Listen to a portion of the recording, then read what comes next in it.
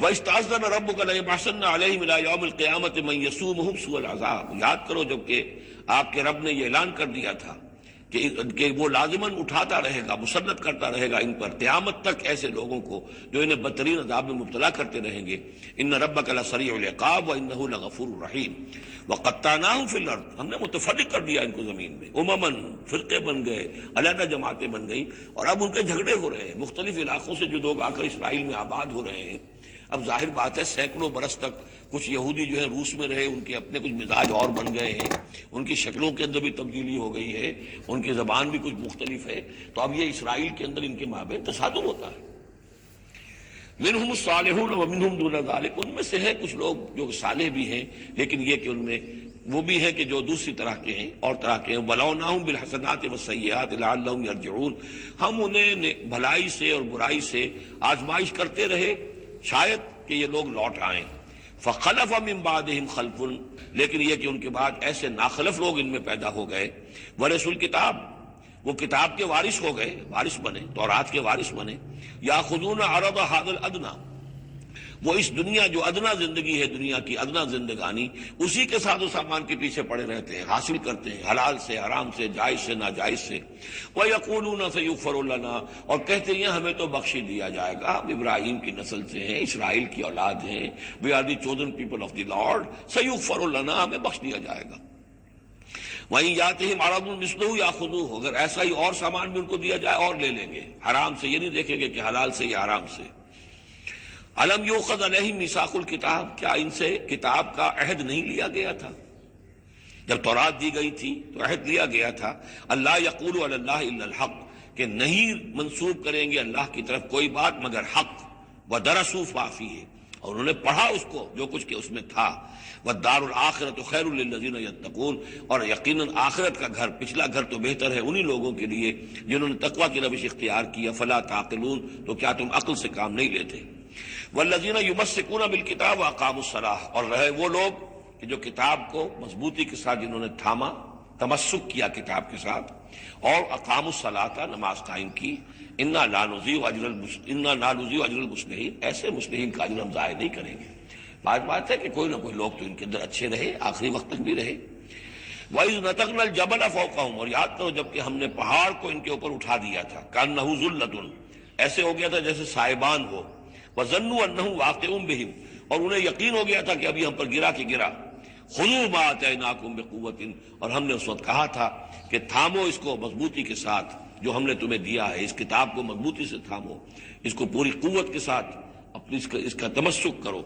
وَاذْكُرُوا مَا فِيهِ لَعَلَّكُمْ تَتَّقُونَ، اور جو کچھ اس میں ہے اس کو یاد رکھو، مستحضر رکھو، تاکہ تم بچتے رہو اور تمہارے اندر تقویٰ کی روش پیدا ہو جائے۔ اب جو یہ بقیہ حصہ ہے 3 رکوع اس سورہ مبارکہ کے، اس میں بعض بڑے اہم مضامین آ رہے ہیں جن کے فلسفے کے اعتبار سے۔ وَإِذْ أَخَذَ رَبُّكَ مِن بَنِي آدَمَ مِن ظُهُورِهِمْ ذُرِّيَّتَهُمْ، اور یاد کرو جب کہ نکالے اللہ نے، آپ کے رب نے، تمام بنی آدم کی پیٹھوں سے ان کی نسل کو۔ اب یہ کہ یہ اصل میں تو معاملہ ہو رہا ہے عالم الارواح میں، جبکہ ابھی جسد پیدا ہی نہیں ہوئے تھے، لیکن 2 ہی شکلیں ہو سکتی تھی، یا تو لوگوں کو یہ ساری بات پہلے بتائی گئی ہوتی، عالم ارواح ہے، پہلی تخلیق یہ ہے، دوسری تخلیق یہ ہے، عالم ارواح میں یہ قول و قرار دیا گیا۔ عرب کے جو اولین مخاطب تھے حضور صلی اللہ علیہ وسلم کے اور قرآن کے، چونکہ ان کے لیے یہ چیزیں ان کی اس وقت کی استعداد کے اعتبار سے بھاری تھیں، قرآن مجید نے عام فہم الفاظ استعمال کیے۔ جب ہم نے نسل آدم کی تمام ان کی پیٹھوں سے ذریت کو نکال لیا، یعنی یہ کہ جتنے بھی انسان آنے والے تھے دنیا میں، ان سب کی ارواح جو ہیں وہ وہاں موجود تھیں۔ وَإِذْ أَخَذَ رَبُّكَ مِن بَنِي آدَمَ مِن ظُهُورِهِمْ ذُرِّيَّتَهُمْ وَأَشْهَدَهُمْ عَلَىٰ أَنفُسِهِمْ، اور ان کو گواہ بنایا اپنے اوپر، اچھی طرح سوچ سمجھ کر۔ اقرار جو ہوتا ہے جس کو ہم کہتے ہیں میں بقائمی ہوش و حواس یہ اقرار کر رہا ہوں، تو پوری طرح ہوش و حواس میں سیلف کانشسنس، یہ میں آپ کو بتا چکا ہوں، ہمارے اندر جو سیلف کانشسنس ہے، خود شعوری، وہ ہے ہی ہماری روح کی بنیاد پر۔ حیوانات میں بھی شعور تو ہے، کانشسنس تو ہے، سیلف کانشسنس نہیں ہے، خود شعوری نہیں ہے۔ تو یہ خود شعوری کا منبع جو ہے در حقیقت وہ روح ہے۔ تو وہ ارواح موجود تھی، انہیں اپنی ذات کا شعور تھا۔ اشہدہم علی انفسہم، انہیں اپنی ذات کے اوپر خود گواہ بنا کر پھر سوال کیا، الستو بربکم، کیا میں تمہارا رب نہیں ہوں، تمہارا مالک، تمہارا آقا؟ قالوا بلا، وہ کہیں گے کیوں نہیں، شہیدنا، ہم اس پر اقرار کرتے ہیں، ہم گواہ ہیں۔ اب یہاں نوٹ کیجئے، جیسے کہ اس سے پہلے آیا تھا سورہ مائدہ میں کہ اہل کتاب تمہارے پاس ہمارا بشیر اور نذیر آ گیا، مبادا تم یہ کہو کہ ہمارے پاس کوئی بشیر اور نذیر نہیں آیا۔ وہ گویا کہ اتمام حجت تھی اہل کتاب پر۔ سورہ انعام میں آ چکا ہے کہ مبادا تم یہ کہو کہ کتابیں تو دی گئی تھیں ہم سے پہلے دو گروہوں کو، ہم تو جانتے نہیں تھے، عبرانی زبان کی کتاب نہیں پڑھتے تھے، وہ اتمام حجت تھا بنی اسماعیل پر کہ اب تمہارے اندر ہم نے اپنا ایک رسول بھیج دیا صلی اللہ علیہ وسلم، یہ کتاب آ گئی ہے۔ اب تم یہ نہیں کہہ سکتے کہ وہ تو ہم سے پہلے دو گروہوں پر نازل کی گئی تھی، ہاں اگر ہم پر کہیں نازل کی گئی ہوتی تو ہم ان دونوں سے بڑھ کر بہت زیادہ جو ہے اس سے فائدہ اٹھاتے اور حق پر ہوتے۔ اب یہ جو گواہی ہے یہ آ رہی ہے پوری نوع انسانی، جس کے حوالے سے میں نے آپ کو بتایا تھا کہ وہ عہد کہ جو ہر روح انسانی اللہ کے ساتھ کر کے آئی ہے، کوئی نبی نہ آتا، کوئی کتاب نہ آتی، تب بھی یہ عہد بنیاد ہے مؤاخذہ اخروی کی، محاسبہ، accountability, the grand accountability of the day of judgment, اس کا بیسس جو ہے وہ یہ ہے، بنیادی بات یہ ہے، بنیادی حجت یہ ہے۔ نبوت سے، کتابوں سے، وحی سے، یہ تو اتمام حجت ہوا ہے، اضافی شے ہے۔ اللہ نے امتحان کو اور آسان کر دیا نوع انسانی کے لیے، لیکن بنیادی حجت جس کی بنا پر ہر انسان رسپانسبل ہے، اکاؤنٹیبل ہے، وہ یہ عہد ہے۔ ان تقولوا یوم القیامت انا کنا عن ھذا غافلین، مبادا تم کہو قیامت کے دن کہ ہم تو اس سے غافل تھے۔ او تقولوا انما اشرک آباؤنا من قبل، یا تم یہ کہو، یہ پلی لے لو کہ ہمارے آباء و اجداد تھے، انہوں نے شرک کیا تھا، وَكُنَّا ذُرِّيَّةً مِّن بَعْدِهِمْ، ہم ان کے بعد ان کی نسل میں سے تھے، ہم ان کے راستے پر چلتے رہے، لہذا اصل جرم تو ان کا ہے، ہمارا نہیں۔ أَفَتُهْلِكُنَا بِمَا فَعَلَ الْمُبْطِلُونَ، تو کیا پروردگار تو ہمیں ہلاک کرے گا ان لوگوں کے فعل کی وجہ سے کہ جنہوں نے یہ باطل ایجاد کیا تھا؟ ایجاد تو انہوں نے کیا تھا، ہم تو موجد نہیں ہیں، ہم تو ان کے مقلد تھے، متبع تھے۔ وَكَذَلِكَ نُفَصِّلُ الْآيَاتِ وَلَعَلَّهُمْ يَرْجِعُونَ، اور اسی طریقے سے ہم اپنی آیات کو تفصیل سے بیان کر دیتے ہیں تاکہ وہ لوٹیں، شاید کہ وہ لوٹیں، سوچیں، غور کریں، رجوع کریں۔ اب ایک واقعہ آ رہا ہے ایک شخصیت کا، اور اس کی تمثیل کے پیرائے میں، ویسے تو یہ واقعہ ہے، یہ صرف کوئی تشبیہ نہیں ہے، لیکن یہ کہ اس کو تمثیلاً لائے ہیں۔ افراد اور اقوام کا کوئی معاملہ ایسا بھی ہوتا ہے کہ کسی قوم کو یا کسی فرد کو اللہ نے کوئی بہت اونچا مقام دیا ہو، بہت اس پر اکرام فرمایا ہو، بہت انعام کیا ہو، لیکن پھر یہ کہ وہ اپنی کسی ایک ہی خباثت کی وجہ سے اور کسی ایک بڑی غلطی جو ہے گراوٹ کی وجہ سے وہ اپنی تمام ان فضیلتوں سے محروم ہو جائے اور بالکل شیطان کا چہرہ بن کر رہ جائے۔ وَاتْلُ عَلَيْهِمْ نَبَأَ الَّذِي آتَيْنَاهُ آيَاتِنَا، یہ بلعام بن باورہ، اس کی تفصیل جو ہے تورات میں ہے۔ یہ ایک اسرائیلی تھا، بہت نیک، عابد، زاہد، عالم، تورات کا بہت بڑا عالم، عابد اور زاہد، اور لوگ جو ہیں اس کی بہت عزت کرتے تھے، احترام کرتے تھے، اور یہ اللہ میں سے تھا۔ وَاتْلُ عَلَيْهِمْ نَبَأَ الَّذِي آتَيْنَاهُ آيَاتِنَا، نبأ ہے اس لیے یہ واقعہ ہے، یہ صرف مثال نہیں ہے۔ ان کو سنائیے خبر اس شخص کی جس کو ہم نے اپنی آیات عطا کی تھی۔ اس سے میں یہ مفہوم لیتا ہوں کہ صاحب کرامت بزرگ تھا، یعنی جو آیات جو ہے یہاں پر خاص طور پر کرامت کے لیے آ رہا ہے۔ فَانْسَلَخَ مِنْهَا، وہ اس میں سے نکل بھاگا۔ فَأَتْبَعَهُ الشَّيْطَانُ، تو شیطان اس کے پیچھے لگ گیا۔ یہاں بھی ایک نکتہ بہت اہم ہے، پہلے انسان خود غلطی کرتا ہے، شیطان مجبور نہیں کر سکتا کسی کو غلطی پر۔ إِنَّ عِبَادِي لَيْسَ لَكَ عَلَيْهِمْ سُلْطَانٌ، کوئی اختیار کسی بندے پر شیطان کو حاصل نہیں ہے۔ غلطی خود کرے گا، اب شیطان جو ہے اس کا پیچھا کرے گا، اور اب اس کو، جس کو ہم کہتے ہیں ہمارے پنجاب میں یہ کہا جاتا ہے برے کو گھر تک پہنچا کے رہنا، کہ اب یہ کہ اسے کہیں راستے میں چھوڑے گا نہیں، بلکہ آخری برائی کی آخری منزل تک پہنچائے گا۔ وَاتْلُ عَلَيْهِمْ نَبَأَ الَّذِي آتَيْنَاهُ آيَاتِنَا فَانْسَلَخَ مِنْهَا فَأَتْبَعَهُ الشَّيْطَانُ فَكَانَ مِنَ الْغَاوِينَ، تو وہ ہو گیا گمراہوں میں۔ وَلَوْ شِئْنَا لَرَفَعْنَاهُ بِهَا، ہم چاہتے تو اسے ان آیات اور جو بھی اس کے پاس علم تھا اس کے ذریعے سے ہم اسے اور بلند کرتے اور اونچا مقام دیتے۔ وَلَكِنَّهُ أَخْلَدَ إِلَى الْأَرْضِ، مگر وہ تو زمین کی طرف دھنستا چلا گیا۔ یہ زمین کی طرف دھنسنا کیا ہے؟ ایک ہمارا جسد ہے، یہ حیوانی جسد، یہ زمین سے آیا ہے، منہا خلقناکم، اور اس کے تقاضے ہیں۔ ایک وہ روح ہے جو عہد کر کے آئی ہے الستو بربکم، ان کے درمیان کشاکش ہے۔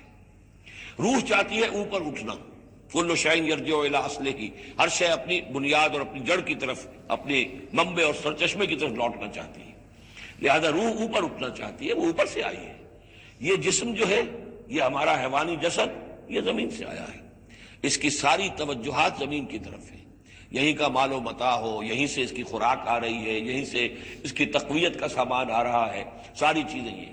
اب یہ جو کشاکش ہے، انسان کی روح وہ اللہ کی طرف جانا چاہتی ہے، اور یہ جسم جو ہے یہ دنیاوی لذتوں میں، عیش میں، دنیا کے اندر جو ہے حلال سے حرام سے جو بھی حاصل کیا جا سکے، بابر و عیش کوش یہ عالم دوبارہ نیست۔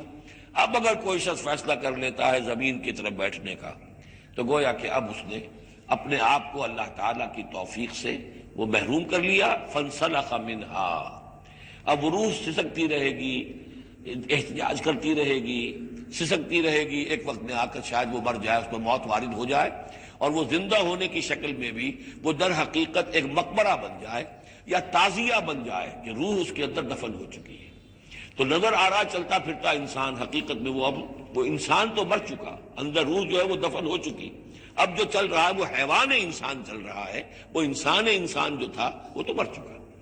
تو یہ ہے وَلَٰكِنَّهُ أَخْلَدَ إِلَى الْأَرْضِ، زمینی خواہشات، زمینی آرزویں، یہ نچلے درجے کی سفلی قسم کی خواہشات، سفلی آرزویں اور امنگیں، وَاتَّبَعَ هَوَاهُ، اور اس نے پیروی کی اپنی خواہشات کی، فَمَثَلُهُ كَمَثَلِ الْكَلْبِ، تو اس کی مثال کتے کی سی ہے، إِن تَحْمِلْ عَلَيْهِ يَلْهَثْ أَوْ تَتْرُكْهُ يَلْهَثْ، وہ ہر وقت ہی ہانپتا رہتا ہے، کوئی اس کے اوپر بوجھ رکھیے تب بھی ہانپے گا، اور ویسے بھی وہ اس کی زبان باہر نکلی ہوتی ہے، ہانپتا رہتا ہے۔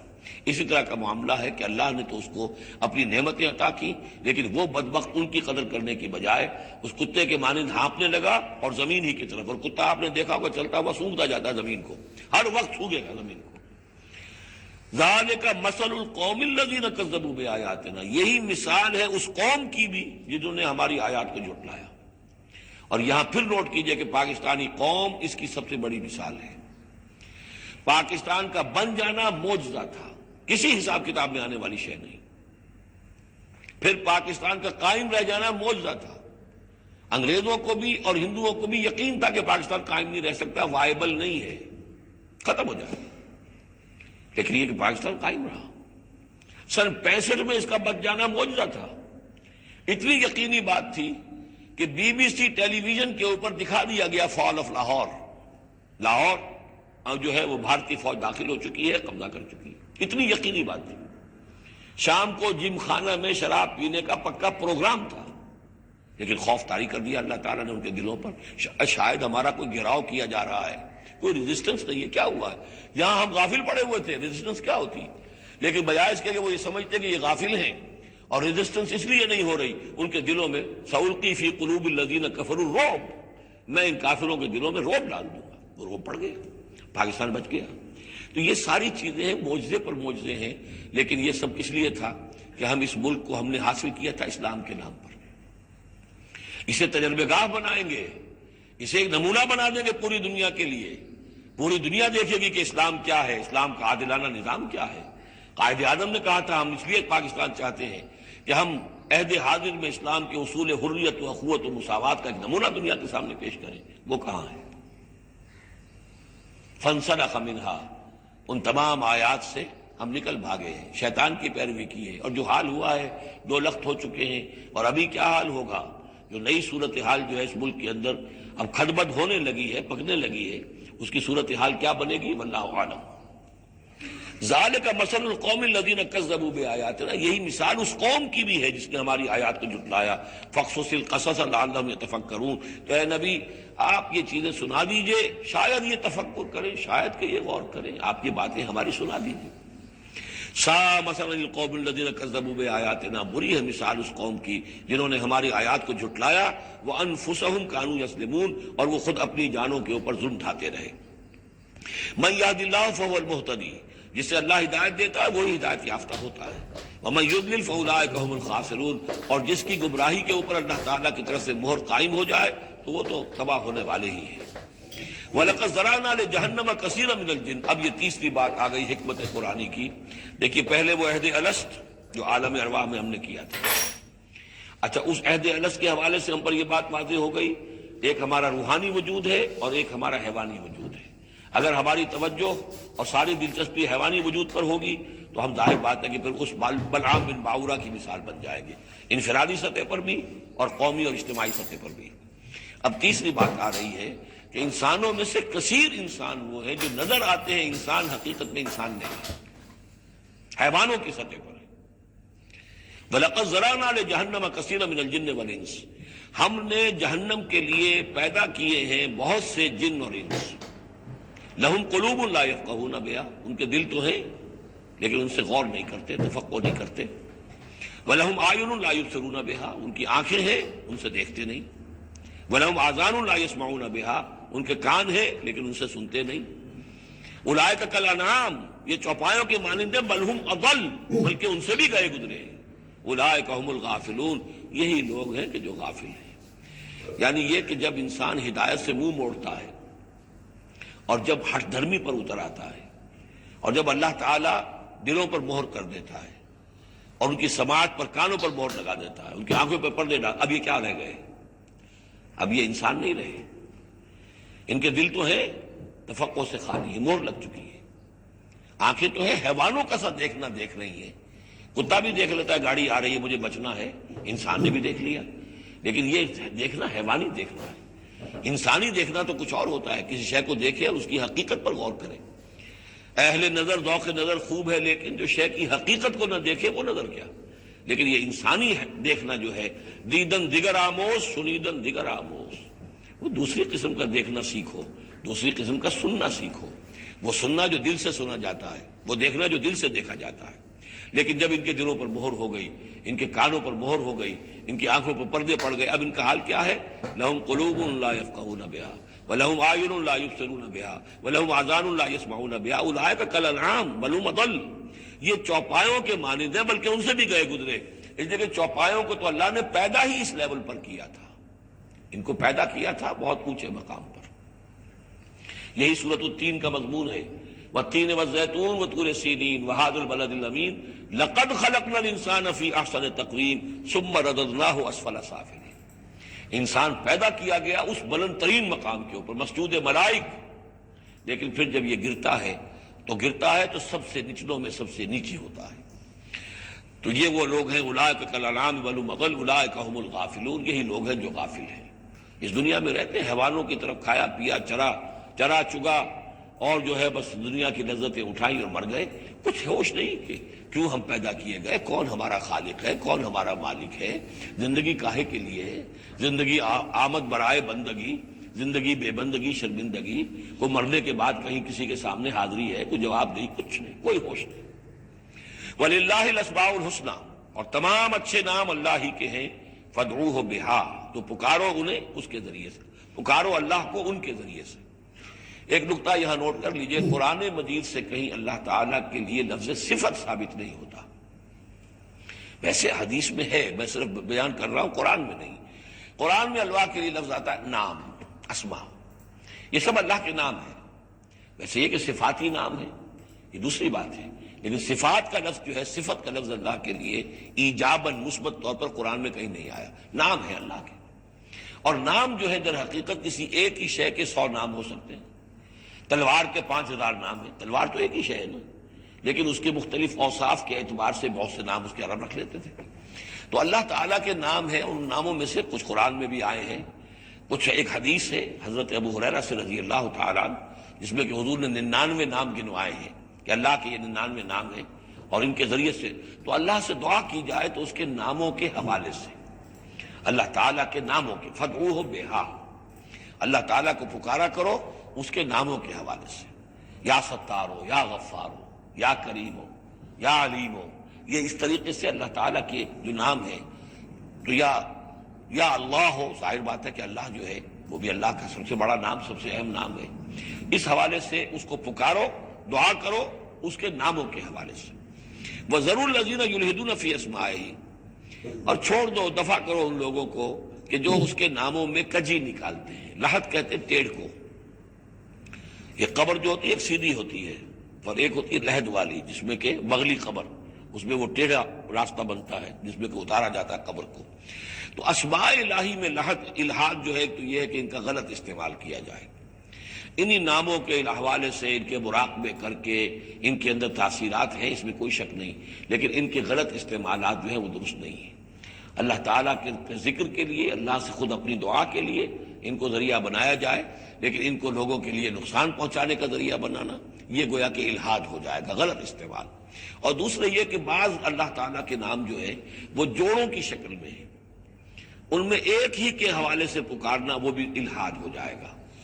المعز المذل، یہ اب جوڑا ہے، وہی عزت دینے والا ہے، وہی ذلت دینے والا ہے، لیکن اگر آپ نے یا مذلو یا مذلو یا مذلو کہنا شروع کر دیا تو یہ الحاد ہو جائے گا۔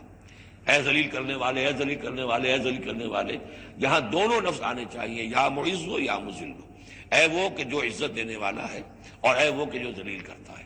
یہ دونوں نام جو ہے الرافع والخافض، ایک وہ ہے کہ جو اٹھانے والا ہے، اونچا کرنے والا ہے اور نیچے گرانے والا ہے، وہ الخافض بھی ہے، الرافع بھی ہے، المعز بھی ہے، المذل بھی ہے، المحیی بھی ہے، الممیت بھی ہے، زندہ رکھنے والا بھی ہے، موت وارد کرنے والا بھی ہے۔ تو یہ جو جوڑوں کے نام ہیں ان کو ساتھ ساتھ ہی ہمیشہ رکھنا چاہیے۔ والذین ضرور الذین یلحدون فی اسمائہ سیجزون ما کانوا یعملون، القریب وہ بدلہ پائیں گے اپنے اعمال کا۔ وممن خلقنا امۃ یہدون بالحق وبہ یعدلون، اور جو انسان ہم نے پیدا کیے ہیں ان میں یقیناً ہر دور میں کچھ لوگ رہے ہیں، ایسی جماعتیں رہی ہیں، اور جیسے کہ حضور نے ضمانت دی ہے کہ میری امت میں ایک طبقہ، ایک جماعت، ایک گروہ ضرور، لا تزال فی امتی طائفۃ قائمین علی الحق، حق پر قائم رہے گی۔ تو فرمایا وہ یہدون بالحق، جو حق کی ہدایت بھی دیتے رہیں گے، اور بہی یعدلون، اور حق ہی کے ساتھ عدل بھی کرتے رہیں گے۔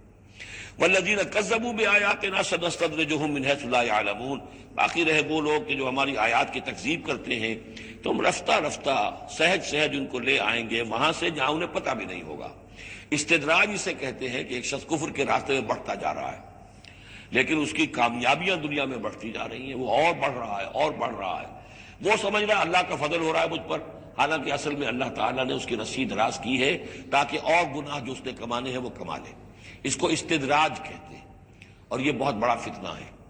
بسا اوقات ایک انسان غلط راستے پر چل رہا ہے، لیکن وہ اس استدراج کی وجہ سے یہ سمجھ بیٹھتا میں صحیح راستے پر، تبھی تو اللہ کی رحمت آ رہی ہے، تبھی تو مجھے کامیابی مل رہی ہے، قدم قدم پر جو ہے کامیابی میری قدم بوسی کر رہی ہے۔ نہیں، یہ استدراج ہے۔